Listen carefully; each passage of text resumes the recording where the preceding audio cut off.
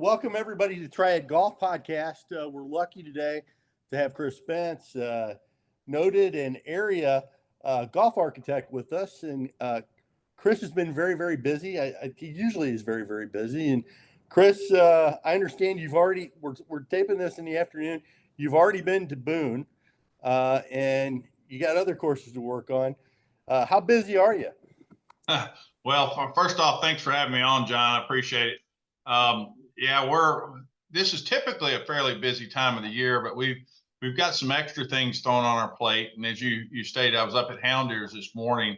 Hurricane Helene did a lot of damage there, so we're trying to help them recover and get the golf course put back together, which is involved the rebuilding of several greens, all of their bunkers. The golf course was flooded with probably 6 to 8 feet of water, moving water going over that golf course. So it cut ravines and moved a lot of material from the river out onto the golf course. So they'll be playing golf by May and have the golf course fully back open by June, I think, with some blemishes, but it's coming along really well. But this is all our plate was already full. We've got the Starmount project here in town. And that's pretty much got our entire company on that. We're doing irrigation plus a full-scale renovation. And then I've got a project over in Tennessee at Jackson Country Club. It's an old Langford Moreau golf course that, I've got some other contractors doing that one for me. So it's a busy time of the year as we're trying to get them all ready to plant the Bermuda greens and things like that. Well, just starting with Hound Ears, where you were today, I remember driving by there, and if I'm not mistaken, that body of water, it's right next to what's the Watauga River. And I heard that a couple greens that are near the road, 2 and 11, were wiped out, and more than that, it sounds like. And there's just total devastation up there. And I mean, I'm glad to hear that they're going to be able to open their course this spring.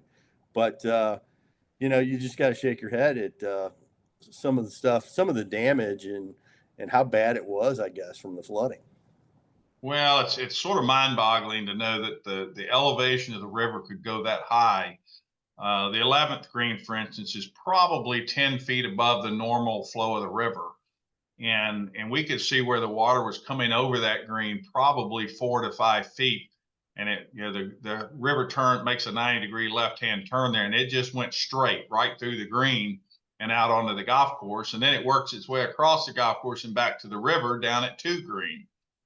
So it took out 11, 10, and 2 and did damage to several other greens. But, typically you get silt on a golf course, silt on a green, you take a hose out there and you'd wash it off. Well, the river took a tree and just speared the pump house. It flooded it and destroyed it. So there was no water to wash silt off a green. So there was a residual damage to some of the other putting surfaces. And when you're at a place like Hound Ears, there's, we're working with old Poanya greens, and we want to keep those Poa greens. So we're lifting that sod off and putting it back. So if it damages it, we don't have that type of grass to put back. So we've been sort of robbing little chipping greens and things like that. But we're down to just a few greens now. And the bunkers are just about put back together, and that sand will be going in the next couple of weeks. And but we were scheduled to be up there in the fall to do a small project, and then it just sort of got expanded from there. But we've been working with Hound Ears for a long time, close to 20 years. They were one of my first customers when I went out on my own to get into the design business. And they were, if I'm not mistaken, I've been a member of the George Cobb Design Golf Course. I believe George Cobb did Hound Ears. Is that right? That's right. And it's kind of the country club for Boone. I mean, there's a lot of stuff over in Avery that a lot of out-of-towners come to in the summertime and all that, but it's kind of the country club in Boone. Yeah, and it's grown in popularity. I'm working with Danny Young up there, and Danny's the Greens chairman. Of course, Danny's family spearheaded a lot of the golf development, across the Southeast and down in Myrtle Beach and rural New Kent and quite a few golf courses. But he has a really strong understanding of golf architecture. So it's been a lot of fun for me to work with him because sometimes you're pushing an idea to say a doctor or dentist, nothing against doctors or dentists, but they have personal ideas about what they think will work. And and Danny has, he's worked with, a lot of different architects. So, discussing a concept or, how I envision a ball to react on the ground, or, shot values and things like that has been a lot of fun for me. We seem to see eye to eye quite a bit, which has been very refreshing versus, guys that just push back and, they, on different things that, instead of letting the professional do their job, we get some pushback, and we expect that. But Danny's been really, he helps take it into the boardroom or the committee room and explain it, and makes my life, my job a little bit easier. Well, that's a name from the past for me. I was in Myrtle Beach for a number of years, and I knew Danny and his father Larry pretty well. And yeah, they were pioneers down there, and they also a lot of people don't know they were one of the first people to hire Mike Strantz for some of his courses up in Virginia. So yeah, interesting to know. And I hope everything's going well up there. Like I said, I've heard there's been some damage. My son plays at the Boone Golf Club, and they somehow escaped most of the flooding, which he was very grateful for. But but anyway, so tell us about Starmount. That's a huge project, and everybody driving by on Holden in Greensboro can see that there's something major going on there. Where are you with that project? Well, Starmount's been a long time in the making. We've been consulting there. They did a project back in the late 80s, right around 90. And there were some greens that were proving to be a little bit difficult, slope wise, and or maybe it was late 90s, I guess. But anyway, I came in and softened a few greens, and that kind of started our relationship. And that's 25 years ago, so to speak. And we've stayed in contact. We've bounced ideas, different things, bunker renovations, additional work on a single green. And as time has gone on and the golf courses continue to age, we sort of waited it out until it was time to do a full scale renovation of the golf course. So what we're doing there, the golf course was originally designed in 1930 by Stiles and Van Cleet, and that's not an architectural team that people know a lot about, but they sort of followed or patterned their work similar to Ross, which is obviously, part of my forte. But the golf course was redesigned, it was modernized, and sort of taken away from that classic pedigree. So from a design standpoint, we're taking out a lot of the symmetrical mounds around the greens. We're lowering the profile around the greens. We are not rebuilding the greens. We are resurfacing them. We're recontouring the surfaces in a little more of a micro undulation that you would see on an old golf course, but we're taking the mounds out around the greens. We're shaping them to where we have a fill pad that sort of feeds off. We're expanding short game areas. So the work is focused on, green complexes, fairway bunkers. We're moving bunkers. We're taking some out. We're adding other bunkers. We're reducing clusters of 2, 3, 4 into a single bunker, expanding fairways, and doing a full comprehensive rework of all the tee complexes. And then at the same time, we're putting in a new irrigation system course wide. So it's a $5-6 million project, and then we'll be coming back and regrassing the entire golf course. So there's basically 4 primary grasses. The greens will be Tiff Eagle, Altar Dwarf Bermuda. The immediate surrounds of the greens and the approaches will be Tahoma 31, which is a real tight, fine textured Bermuda, and we're trying to elevate the balls, giving the balls a little better chance to bounce and advance onto the green when coming up short. So we're putting some sand, firming those up. Tiff Tough will be replacing the Vaymont. So Tiff Tough will be the rest of the golf course, except for the tee tops, which will be Xeon Zoysia. So we've got multiple grasses going in. The Xeon gives us a really tight, high quality tee. The Tiff Tough is a hybrid Bermuda that is very drought tolerant. It uses about 38% less water than some of the other grasses. So with limited irrigation resources, we're sort of addressing that in an environmental capacity. And then we're doing some fescues. We're taking some of the outer periphery of the golf course And instead of having a lot of Bermuda grass that's mown all the time, fertilized, sprayed, we're going to be putting some fine fescues in those areas. And Brooks Turner, the golf course superintendent, he's sort of identifying the areas that he wants to take out of Bermuda and working with me on that, and kind of framing the golf course and some of these intermediate areas with fescue. So we're taking a golf course that started in the 30s, it sort of migrated into the modern era in the late 80s, 90s,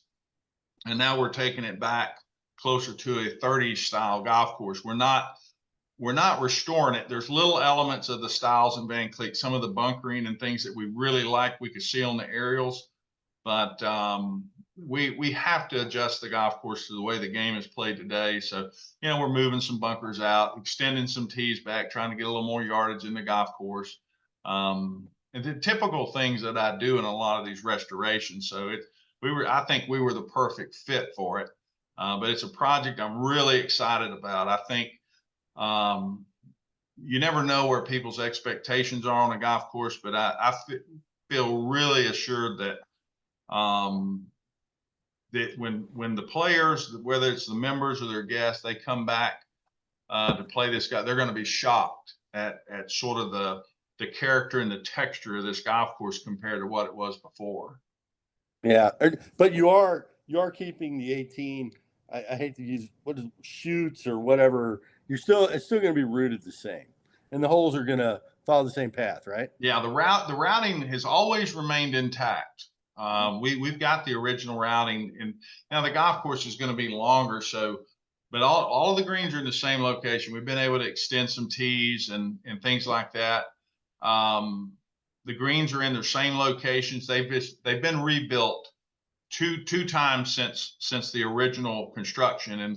And what happens typically with rebuilds is they build on top of the green, and this is something I face a lot where they bring in new root zone mix, and it adds to the amount of material at each green, so they get higher and higher, and then our approaches start to upturn abruptly, and it stifles or stops that ball from being able to advance onto the green, which impacts a lot of the higher handicap players as they get a little older. They're hitting it lower with a little less spin, less trajectory. So that's one of the things I address on a lot of these projects, taking that excess material away or lowering the green down or tying the approach into that green in a more subtle fashion and trying to, firm up that approach into the green. These are things that are, there's many layers to what I do, but those are things that, people don't realize go on. They think we're out there pushing dirt around and putting grass back on it. But now, I don't want to get too far down in the weeds, but I know that you do a lot of research on a lot of your projects, or when you can. And so do you have plans that go back for how many ever years at Starmount, and you're looking at those at all or not? We don't have any planned drawings per se. We do have aerial photographs. We've got some ground level perspective photographs.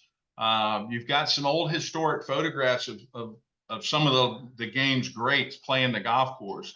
And you look over their shoulder and you'll see a green or you'll see a bunker and things like that. And you can incorporate that into, what you're doing. But in this sense, we're not necessarily doing a restoration, but I'll sort of highlight the 9th hole, a little short par 4 up the hill. Mm-hmm.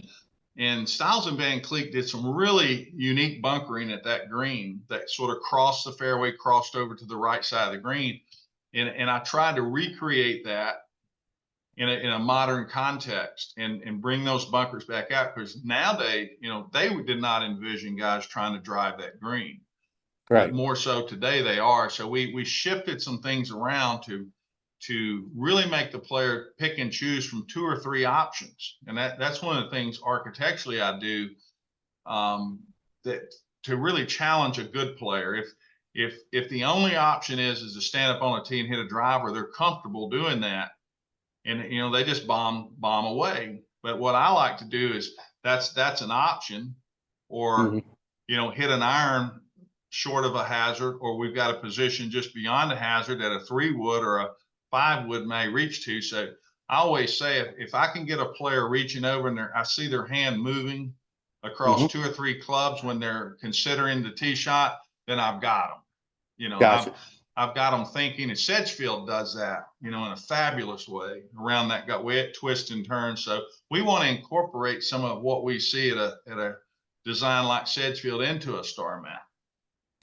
Well, I ask you this all the time, but are you seeing, and you've had a couple courses you've done recently, you know, that have been very well received. And we've talked before about Coyote Club in Sumter, which is just basically you redid a golf course on the side of a former golf course, and it's gotten rave reviews. And I saw that it was listed in a top 20 list by one of the major magazines in the state of South Carolina, which is pretty heady company because there's dozens and dozens of great golf courses in South Carolina, as there are in North Carolina, and Wood Lake, you know, is tremendous. I mean, you showed me pictures of what that looked like after a dam broke on the lake there, and what it looks like now, and it's coming along fantastic. I mean, so you know, what are we getting? People are spending money, Kris, on restoring their courses and renovating them, or are we gonna start seeing some people build some now? Do you think? Well, we've got a few, you know, that we've been talking, you know, talking to some groups about building some new golf courses, and we had one in Charlotte that was fairly well along in the process. Land acquisition was underway, and it sort of has stalled on us, which is real disappointing. The bulk of my work has definitely been renovation, restoration, remodel, which I'm perfectly, you know, comfortable with. My dream was always to, you know, it's all about timing, and we are seeing a lot of new golf courses, you know, say in South Carolina that you mentioned. We were the first. Coyote was the first golf course in many years to be built in South Carolina, even though it was going on an old site that was kind of going under, so to speak. Greg and Lewis Thompson purchased it. You know, I reimagined the golf course, so it's certainly a new golf course, and it's truest you know extent. But you know, I think we do need certain markets. I think do need to expand and increase you know, public access facility. If you built a private club in Charlotte right now, it would fill up tomorrow. Huh. If you built 2 in Charlotte, it would fill up tomorrow. Both of them would. There's very high demand. You know, I have a lot of clients down there, and I inquire about their wait list. You know, Carolina Golf Club, you know, 60, 70 people on a wait list. You talk to a few other clubs, and before you know it, there's you know, 400 or 500 people on wait list around town that would love to get in a really nice private club. So we know the demand's there in a growing city like it. I don't know that Greensboro is growing in that same capacity, but you know, there are some wait lists here, just smaller. Right. I think Greensboro could certainly use another public access golf course. Yeah. You know. Well, yeah, and I've heard from golf course owners that maybe part of the reason why there haven't been many of these new really good public access courses built is that the cost would be the golfers would be surprised at how much green fees might be, given the price of maintaining a golf course these days. And that's true.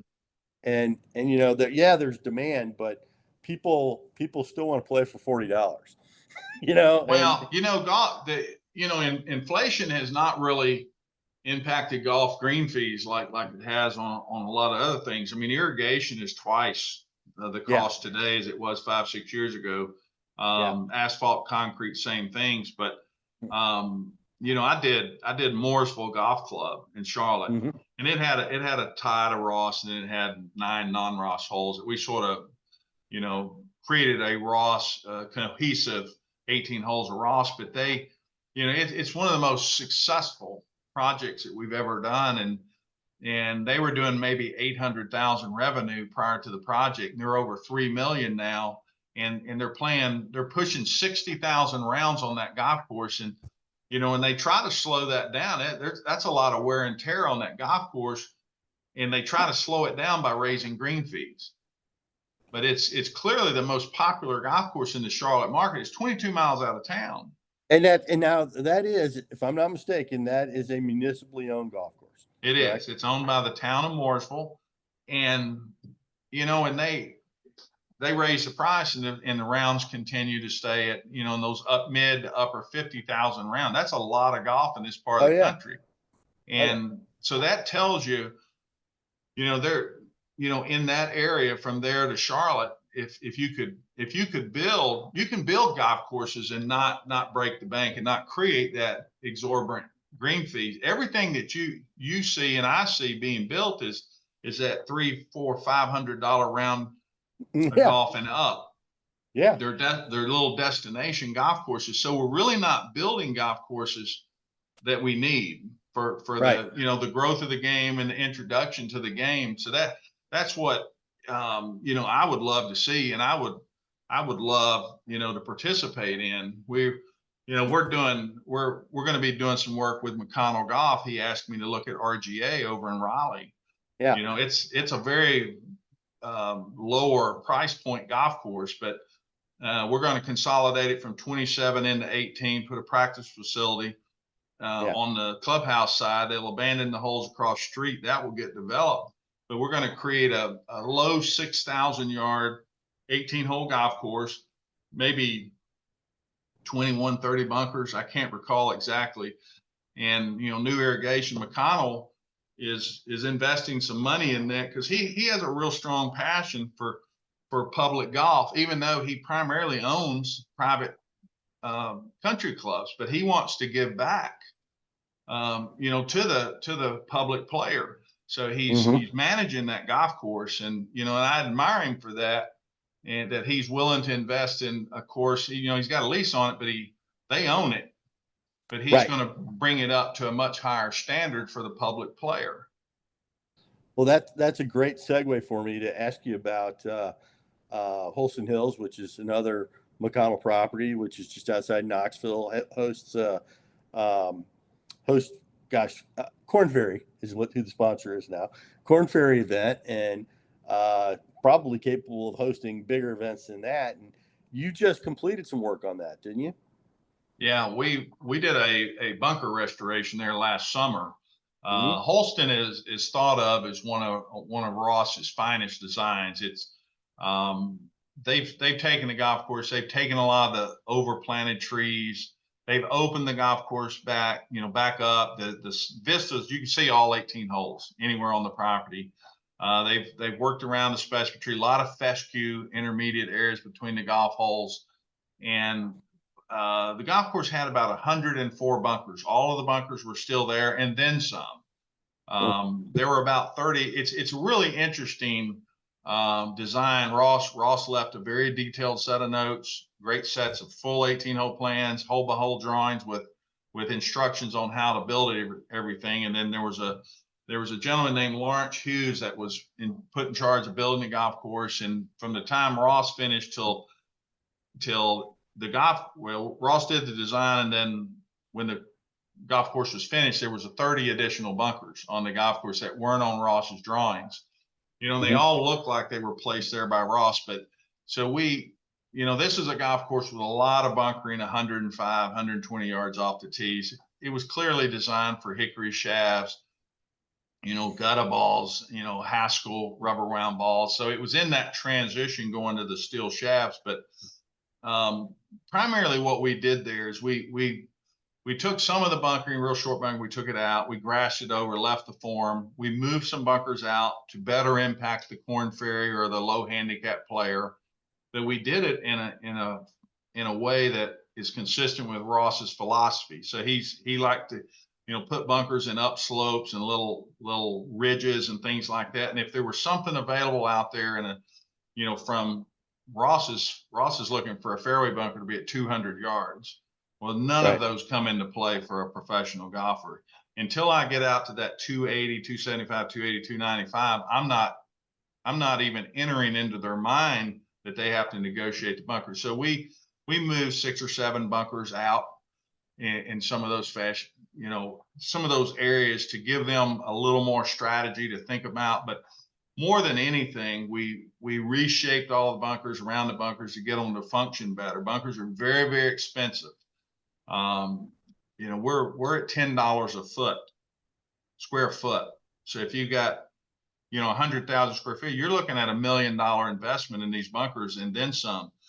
And you just can't have water running from outside into the bunkers. It destroys the sand, it contaminates it. So we reshaped all these bunkers, and that was something that Donald Ross absolutely believed was necessary to shape a bunker, place a bunker, raise the face of it just enough to where when the water came, you know, would come across the golf course, it would be diverted around that bunker.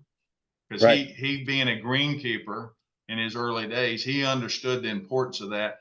And a previous renovation or just evolution in time had lost that aspect. So the bunkers were getting washed out on a regular basis.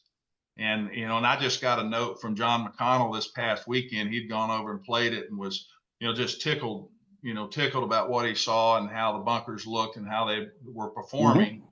And, you know, Helene went directly over that golf course, sort of in the latter stages of it. And the superintendent called me and he said, these bunkers would be completely destroyed, you know, on a rain like that prior to this project. He said, I had a washout that basically was about 1.5, you know, feet in length, just a little small. He said, I had one little small area that I had to push the sand back up. And he said, I cannot tell you how impactful that was to, you know, redo those bunkers and have them perform like that.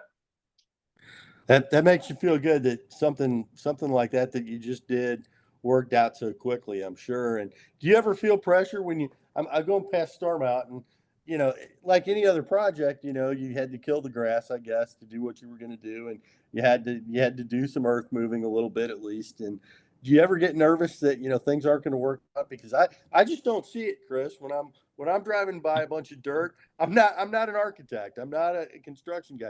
I don't see it. I'm like, oh my gosh, I hope they get this thing back to looking good. So does that ever worry you at all?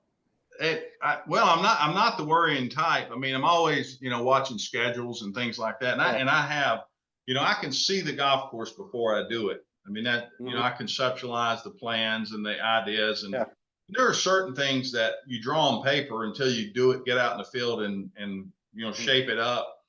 And it's very seldom that I'm not nudging things around a little bit. And that's the beauty of design build. But you know, I'm comfortable. I've done so many projects. You know, I know what we're capable of. I've got some great guys working for me. Jim Harbin's been with me a long time. Zan Swain is now with us. He'd worked for King Collins Golf for a few years. But these guys are all passionate, and they, you know, they sort of take my vision when I'm not there, and they continue to keep it moving forward. And they add quite a bit to what, you know, what I conceptualize. They know what I like to see. They know what I'm after, whether it's a green or a bunker, things like that, how I want it to perform. But you know, there are milestones that we're looking for. We, you know, in a nutshell, to keep it simple, we know that we need to plant their greens by the first week of June. Right. So we work backwards. And in this case, we're going to be sprigging the fairways and the roughs, and, you know, also in that first 2 or 3 weeks of June. So our target is to have all the sod down, which we're underway. We've got about 5 or 6 holes, green complexes sodded at this time. So we're right on schedule where we want to be. So once I get all the sod around the bunkers, around the tees, around the greens, then I'm ready to start sprigging. Well, you really can't sprig in this part of the country until about the first week of June when you have suitable weather. Yeah. So, but there are definitely times where Mother Nature can throw you a curveball, and you got to make adjustments and things like that. But you know, I've been in it so long, and I've got a lot of connections. You know, I can bring in, you know, call out to other, you know, subcontractors, come in and help us speed things up. And we do that from time to time. But having a background as a golf course superintendent, I understand how critical it is to get his grass planted and turn it over to him and let him start that grow in process. Because we're 8 to 12 weeks from the time we sprig it to the time they're going to play golf on it. Okay. So they're looking at maybe late September, October, hopefully playing. Is that yes, right? if Mother Nature, really cooperates, we don't have a lot of washouts and things like that. They may think it's ready by Labor Day, and it very well may be. Yeah. Sometimes they are, other times they want to wait a little bit. So we typically don't give an exact date, Right. but we're saying sometime in September, early October. So are you still doing some work in Florida? Are you still going to places in Florida, Kris? In Florida, Yeah. yes, I just completed Dunedin. All right. That's a Right. Donald Ross near Tampa. It Mm-hmm. opened in December. So I Right. did that last summer. I'm currently working on plans for Fiddlesticks, the long mean course at Fiddlesticks down in Fort Myers. Okay. That project will be in 26. That's a pretty big redesign of a very well known, highly Right. respected golf course, and it kind of fits right into what I do. So they've always had a little bit of a Scottish flair to it. Right. So we'll be injecting some of the template ideas that may come from a Ross or a Rayner, things like that, or some of the things that we've seen or I've seen in Scotland and playing golf, Scottish burn, for instance, incorporating some of those ideas. But I continue to work with Sarah Bay down in Sarasota, and Old That's an Ross old is a Ross course. fantastic golf course. Yep. Yep. I did Wildcat Run in Estero, so I'm starting to, migrate a little more into Florida. I really enjoy working down there because most of the work is very modern. And what I like to do is bring a little bit of an old school classic feel to it. I think the playability of those golf courses are perfectly suited, especially for older players. Right. And there's probably more than one or two older players in the state of Florida.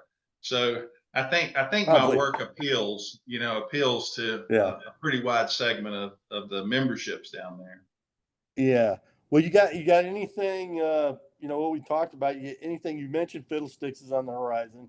Anything else to look for that people would be familiar with around here? Well, I've got Hope Valley coming up in 27. That's Mm-hmm. over in Durham. Right. That's a 26 Ross. Mm-hmm. That's been reworked several times. We're going to bring it a lot closer to its original, plans and notes that we have. We have great information there. I'm going to be doing Pine Valley Country Club, the one down in Wilmington. I always like a little bit of pause between Pine Valley and this You one, got my attention there.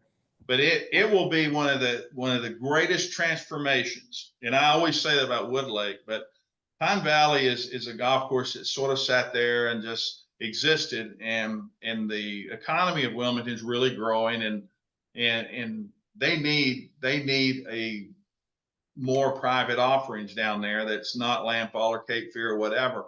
And they're in the sweet spot, in my opinion. We got sort of a half of it's pretty sandy, the other half has some drainage issues, but we're going to be able to remedy all that. We're going to do a complete redesign, and we'll actually incorporate some of the ideas of its namesake with some of the sand exposure, sand blowout bunkers, things like that. So we've got that coming up in next year in 26, and then also in 27 we've got Country Club of Lexington down near Columbia, South Carolina, and it's Okay. going to be a pretty Yeah. much a redesign.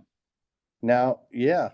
So I've been told that by my brother was just in Wilmington. He told me that now you're right. They have 5 or 6 really elite public courses, and then they've got an old Donald Ross municipal course.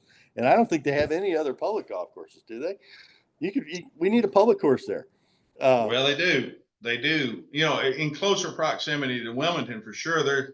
You go out to the coast, and they've had a few, I think it's Eastwood closed, or Eastwood. That was a really popular public golf course that closed, kind of up toward Hampstead, I guess it was. But I think it's going to take somebody that owns the land. Right. They could avoid the land acquisition cost. Yeah. That wants to work with somebody and do a public access. Don't go overboard. Don't create that $250 round of golf. Keep Right. it low profile, keep it simple. Hopefully, some of those opportunities happen. We would love to do that. And that's what we've talked to a few potential clients on. We've got a couple of 9-holers, that we're in discussions with, one in North Carolina, one in Kentucky. And then, I'm hoping the one in Charlotte, it was a really nice site, is on the Kannapolis side of town. Hopefully that will, come back to life. It's still hanging there, and I think they're still working on the, possibilities of it, but. Well, I hope so. I think a lot of us would like to see some new public access golf courses. And as you mentioned, a lot of the private courses, the first courses that seem to be being built since COVID and since the recession, seem to be destination courses out in the wilderness. Not that Coyote Club's out in the wilderness, but Aiken, South Carolina, Barnwell, South Carolina, Wilkesboro. We're talking about these national kind of clubs. Right. And not really places that people are going to play a couple times a week. But anyway, it's interesting. And anything, I've asked you about this. Anything else kind of going on in the industry, as far as you're concerned? You're always busy. But how's it going? Any trends you see? No, I don't know it's, anything that's trendy, so to speak. Everything I do is sort of old school, and and that's what I prefer, and that's why people hire me. We don't advertise. Generally people talk to one of my customers, or they go play my work, and they reach out to us, and that's, I'm very proud of that fact, that our reputation, draws business like that. And we continue to produce golf courses that I think are highly appealing to the larger group of golfers, that everybody can't fly the ball high in the air with a lot of spin, stop it behind a bunker. Most of our greens have an open front, a little bit of a smoother transition that we talked about.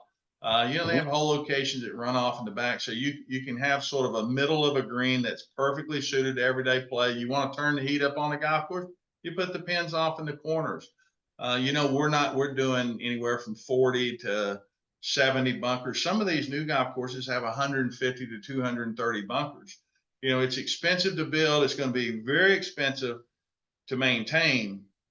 And we're going to go through a little bit of a downturn eventually. And you'll see those golf courses, some of those, unless they're just so heavily funded that they don't mind the loss, they're going to pull back a little bit. But Right. that's just not in my DNA to build something that's extremely expensive to build and maintain, and very, very difficult to play. Or it's only suited to, just a high handicap player. I want all players to enjoy my work and give them an opportunity to, the ground game is something that's big to me that I don't think we see in America enough. Coyote was everything I envisioned at Coyote was around hitting low shots, landing them short, letting the ball bound along the ground, kick around a little bit. And I think we accomplished that. And the funny thing is, a lot of the players, they don't do it enough. They're not comfortable with it. And they think the golf course is a little too difficult the first time they experience it. Then they kind of catch on to the concept and start working on these little bump and runs and things. And then they're just fascinated with it. Yeah. So that's just some of the things that, and I'm doing a lot of that at Starmount. We're taking out, bunkers that, forced everything in the air, and we're opening up the approaches and let them feed the ball in. And it's up to the player to go out there and, work on that, hit it lower, a little less spin, let it, say, one more club, and everything doesn't have to be rangefinder golf. No, totally agree. And, well, I know you're busy, Kris. I really do appreciate you taking the time to talk. And I know, Starmount, everybody knows about Starmount, and you've got projects other places, and, including some stuff with damage from the hurricane and all that. I appreciate you taking the time, and, thanks for being with me. I appreciate it. I really do. Well, thank you. I appreciate it, John. And don't hesitate to ask again. Well, it won't be long. We'll have something else to talk about, or another course. So, well, you got plenty of stuff now, but yeah, I understand. I mean, if you just had Starmount, that sounds like that would be a handful just in itself. Yeah. Well, come out and check it out. Put your feet on the ground, and you're welcome to come out on the project anytime. Well, thank you very much, Kris. I appreciate Okay. it. You have a good rest of the golf season. Okay. Take care. All right. Thanks. Bye-bye.